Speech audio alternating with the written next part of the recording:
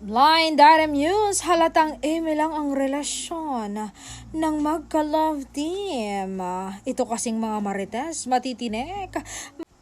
Ito kasi, ang magka-love team may kasamang mga kaibigan, tila kumakain.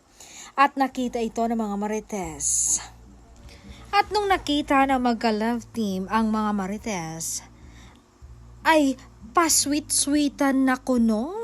Yan ang hirit ng chismosa. Chika pa niya, halatang halata na hindi sila kasi nung malayo pa kami, sabi niya, kung nasaan sila, hindi naman sila magkatabi. Pero nung makalapit na kami, tumabi na si aktor kay aktras na kunwaring may pasubo-subo pa para kay aktras. May pagpunas pa sa bibig niya.